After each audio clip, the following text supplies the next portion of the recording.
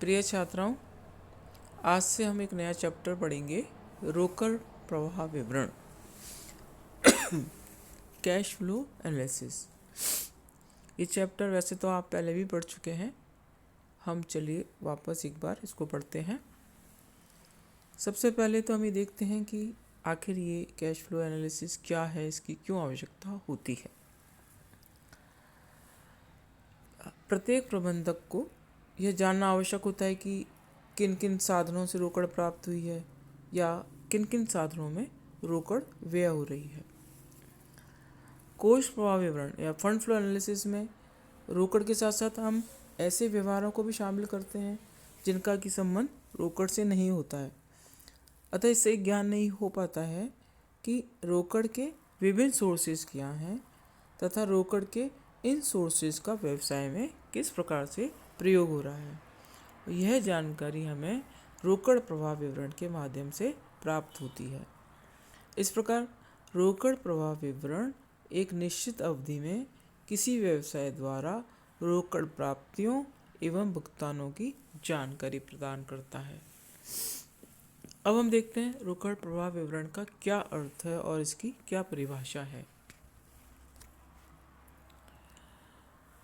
अभी हमने देखा कि रोकड़ प्रवाह विवरण किसी व्यावसायिक संस्था के लेखांकन अवधि के, जो कि 12 माह की होती है, रोकड़ के विभिन्न सोर्सेस एवं यूजेस को प्रदर्शित करता है, विभिन्न स्रोतों व उपयोगों को प्रदर्शित करता है।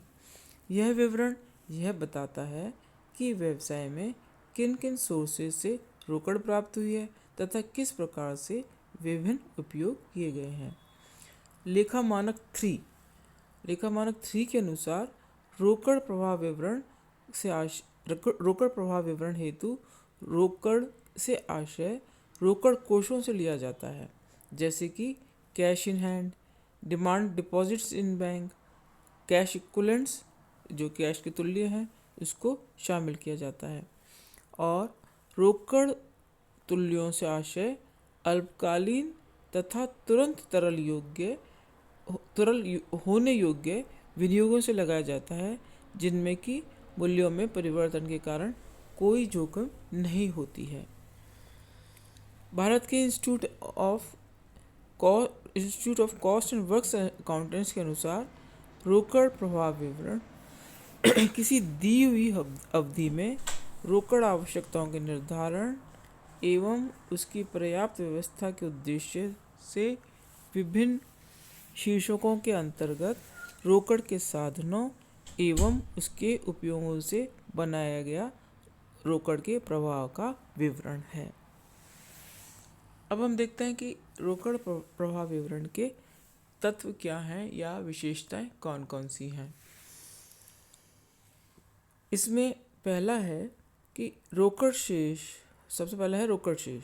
रोकड़ प्रवाह विवरण में रोकड़ प्रवाह विवरण रोकड़ कोषों के आधार पर तैयार किया जाता है। दूसरा है कि इस विवरण में रोकड़ कोषों से आशय cash in hand, cash bank में मांग जमा राशि व रोकड़ तुल्य कैश इक्विवेलेंट से लिया जाता है। तीसरा है तुरंत तरल योग्य संपत्तियां। इस विवरण में अल्पकालीन तथा तुरंत तरल होने योग्य विनियोगों को रोकड़ कहा जाता है। और चौथा है 2 अवधियों में रोकड़ परिवर्तन। यह विवरण रोकड़ कोषों की मात्रा में 2 अवधियों के बीच होने वाले परिवर्तनों की जानकारी प्रदान करता है।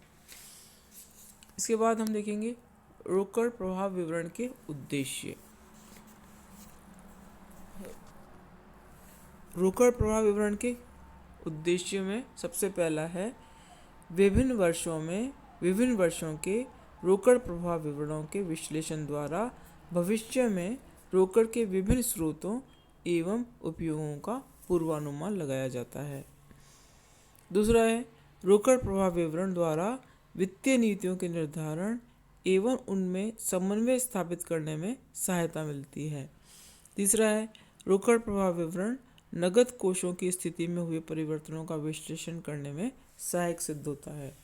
चौथा है रोकड़ प्रवाह विवरण द्वारा बजट के मौलिक पूर्वानुमानों का रोकड़ प्रवाह के वास्तविक परिणामों से तुलना की जाती है, जो कि वित्तीय नियंत्रण में लाभदायक होता है। और अंतिम है, रोकड़ प्रवाह विवरण द्वारा संस्था की शोधन क्षमता का अनुमान लगाया जा सकता है। तो ये थे रोकड़ प्रवाह विवरण के उद्देश्य। इसके बाद हम देखते हैं रोकड़ प्रवाह विवरण के उपयोग अथवा महत्व।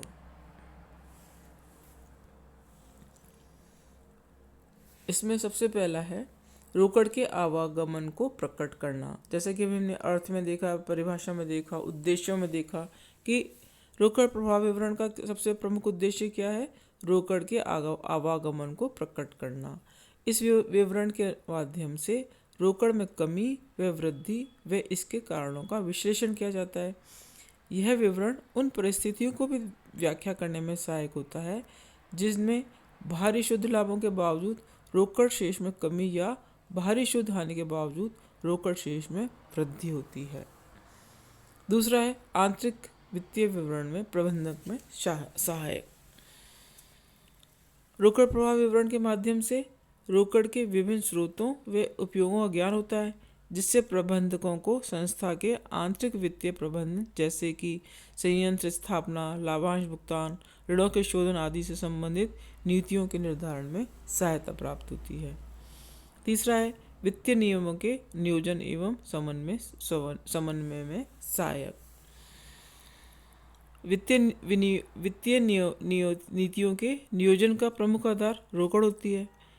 प्रक्षेपित रोकड़ प्रवाह की सहायता से प्रबंधक को यह जानकारी मिलती है कि भविष्य में कितनी रोकड़ प्राप्त होगी और कितनी आंतरिक साधनों से प्राप्त होगी, कितनी बाह्य साधनों से प्राप्त होगी तथा कितनी रोकड़ की अतिरिक्त व्यवस्था करनी पड़ेगी। इस आधार पर रोकड़ बजट बनाया जाता है और इस प्रकार यह तकनीक वित्तीय नीतियों के नियोजन एवं समन्वय में सहायक सिद्ध होती है। इसके बाद है नियंत्रण में सहायक। किस प्रकार से यह नियंत्रण में सहायक होता है? रोकड़ प्रवाह विवरण के विश्लेषण से व्यवसाय में रोकड़ शेषों पर नियंत्रण रखा जा सकता है। रोकड़ बजट के पूर्वानुमानों की रोकड़ प्रवाह के माध्यम के वास्तविक परिणामों से तुलना कर अंतर को ज्ञात किया जा सकता है और इस अंतर के कारणों को मालूम किया जा सकता है तथा समाधान हेतु विभिन्न विकल्पों की जानकारी प्राप्त कर सुधारात्मक कार्यवाही की जाती है। इस प्रकार रोकड़ प्रवाह विवरण नियंत्रण में सहायक होते हैं। इसके बाद है अल्पकालीन वित्तीय निर्णयों में सहायक। अल्पकालीन वित्तीय निर्णयों में किस प्रकार से सहायक हैं? अल्पकालीन वित्तीय निर्णयों में रोकड़ का सर्वोपरि महत्व होता है। अतः रोकड़ का पूर्वानुमान अल्पकालीन वित्तीय निर्णयों के लिए यह जानकारी प्रदान करता है कि संस्था की तरल स्थिति कैसी रहेगी तथा संस्था को अल्पकाल में उस तरलता की स्थिति को ध्यान में रखते हुए किसी व्यवहार को करना चाहिए या नहीं। इसके बाद है पूर्वानुमान में सहायक। विभिन्न वर्षों के रोकड़ प्रवाह विवरणों के विश्लेषण से रोकड़ के विभिन्न स्रोतों एवं उपयोगों की प्रवृत्ति का अध्ययन किया जा सकता है और इसके पश्चात प्रवृत्ति अध्ययन के आधार पर भविष्य में रोकड़ के विभिन्न स्रोतों एवं उपयोगों का पूर्वानुमान लगाया जा सकता है। और अंतिम है प्रबंधकीय क्षमता का मापन। इसका क्या आशय है कि यह विवरण रोकड़ प्राप्ति एवं उपयोग में प्रबंध की दक्षता तथा विभिन्न अल्पकालीन वित्तीय सौदों में प्रबंध की कार्यकुशलता का मापन प्रस्तुत करता है।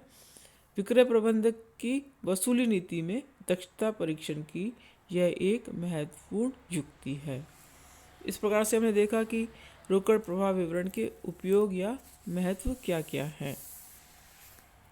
अब रोकड़ प्रवाह विवरण की कुछ सीमाएं भी हैं, उसे हम देखेंगे।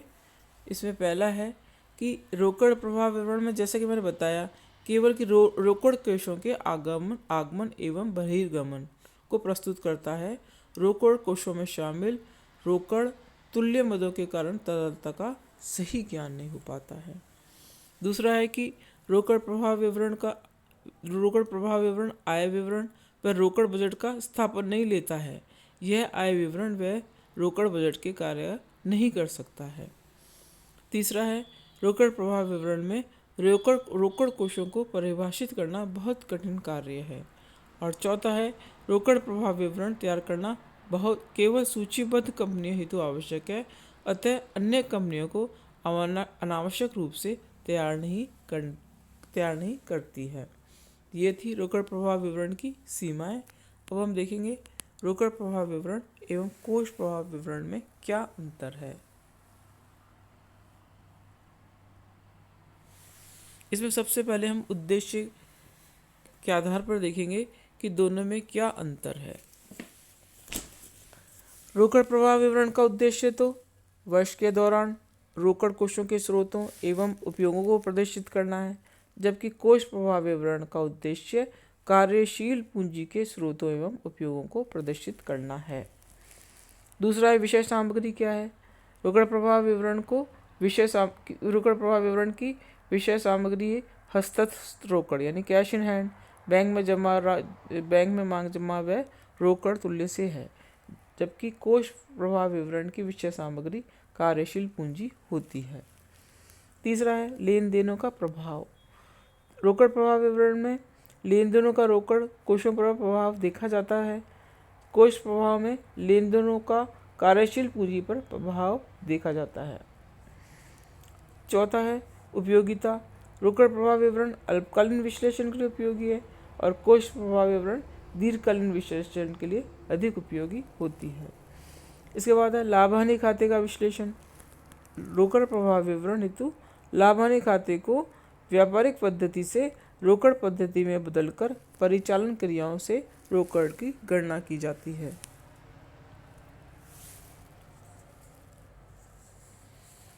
जबकि कोष प्रवाह विवरण तैयार करने के लिए लाभ हानि खाते को रोकड़ पद्धति में बदलने की आवश्यकता नहीं होती है।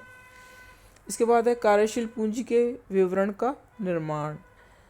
कार्यशील पूंजी का विवरण का निर्माण किस प्रकार से होता है। कोष प्रवाह विवरण में तो कार्यशील पूंजी में परिवर्तन का विवरण अलग से तैयार करना होता है, जबकि रोकड़ प्रवाह विवरण में कार्यशील पूंजी में परिवर्तन का विवरण तैयार करने की कोई आवश्यकता नहीं होती है। नेक्स्ट है रोकड़ व रोकड़ तुल्यों के शेष। रोकड़ प्रवाह विवरण में केवल रोकड़ तुल्य माल जिससे कि तुलना में प्रारंभिक व अंतिम शेष को शामिल किया जाता है, और कोष प्रवाह विवरण में कार्यशील पूंजी में परिवर्तन का विवरण अलग से तैयार किया जाता है। कोष प्रवाह विवरण में इन्हें कार्यशील पूंजी में परिवर्तन के विवरण में शामिल किया जाता है।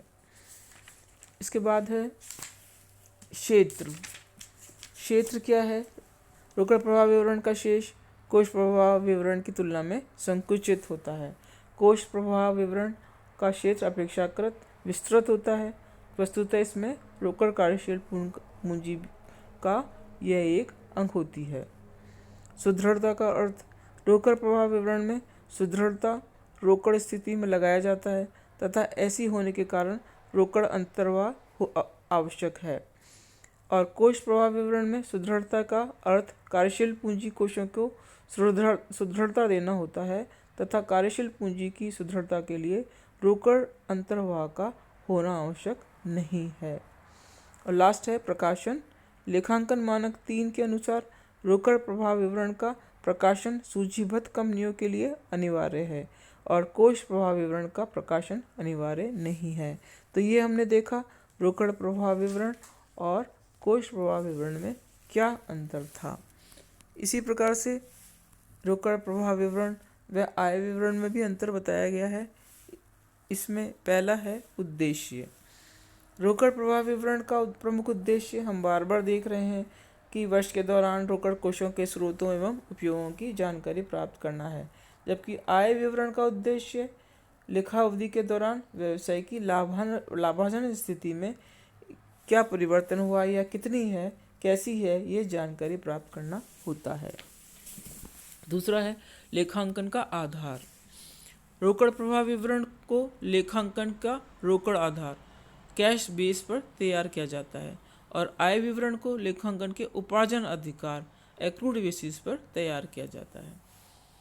रोकड़ प्रवाह विवरण तो कैश बेसिस पे और आय विवरण एक्रूड बेसिस पर तैयार किया जाता है। तीसरा है लागत या लाभदायकता की जांच। रोकड़ प्रवाह विवरण से रोकड़ के साधनों की लागत या लाभदायकता की जांच संभव नहीं होती है, और आय विवरणों से विनियोगों की लागत व उसकी लाभदायकता की तुलनात्मक जांच की जा सकती है। और नेक्स्ट है विषय सामग्री। रोकड़ प्रवाह विवरण की विषय सामग्री कैश इन हैंड, बैंक में जमा व रोकड़ तुल्य है, और आय विवरण की विषय सामग्री एक संस्था की परिचालन आय पर व्यय होती है। और लास्ट है उपयोगिता। रोकड़ प्रवाह विवरण अल्पकालीन विश्लेषण के लिए उपयोगी रहता है, और आय विवरण लेखांकन अवधि के परिचालन परिणामों एवं विशेष स्थिति में परिवर्तनों की जानकारी हेतु उपयोगी रहता है। लास्ट हम देखेंगे रोकड़ प्रवाह विवरण व रोकड़ बजट में अंतर। इसमें सबसे पहला है उद्देश्य। रोकड़ प्रवाह विवरण का उद्देश्य हम बार बार देख रहे हैं, यह प्रदर्शित किया जाता है कि एक अवधि विशेष में रोकड़ कहाँ कहाँ से प्राप्त हो गई और प्राप्त रोकड़ किन किन उपयोगों में प्रयुक्त हो गई है। और रोकड़ बजट का उद्देश्य यह अनुमान लगाना है कि भावी अवधि में कितनी रोकड़ की किस कार्य हेतु आवश्यकता होगी तथा वह किन किन स्रोतों से प्राप्त की जा सकती है। हम देख रहे हैं cash flow and cash budget में अंतर, कैश फ्लो स्टेटमेंट और कैश बजट में अंतर, जिसमें हमने सबसे पहला देखा था उद्देश्य। दूसरा है भूतकालीन या भविष्यकालीन। रोकड़ प्रवाह विवरण रोकड़ में भूतकाल में हुए परिवर्तनों का विश्लेषण करता है, जबकि रोकड़ बजट रोकड़ में भविष्य में होने वाले परिवर्तनों का पूर्वानुमान लगाता है। दूसरा है अवधि। रोकड़ प्रवाह विवरण की अवधि प्राय 1 वर्ष होती है, और रोकड़ बजट साप्ताहिक, मासिक, तिमाही, अर्धवार्षिक व वार्षिक हो सकता है। चौथा है उपयोगिता। रोकड़ प्रवाह विवरण रोकड़ के स्रोतों एवं उपयोगों के विश्लेषण के लिए उपयोगी होता है, जबकि रोकड़ बजट की उपयोगिता अस्थायी या मौसमी रोकड़ आवश्यकताओं की पूर्ति के लिए वित्तीय प्रबंध में है। और लास्ट है विवरणात्मक। रोकड़ प्रवाह विवरण रोकड़ बजट की अपेक्षा कम विवरणात्मक होता है, और रोकड़ बजट अधिक विवरणात्मक होता है। लास्ट पॉइंट है रोकड़ प्रवाहों का वर्गीकरण, जिसमें हम परिचालन संबंधी क्रियाएं, विनियोजन संबंधी क्रियाएं और वित्तीय क्रियाएं, इसके बारे में हम जानेंगे नेक्स्ट लेक्चर में। Thank you students.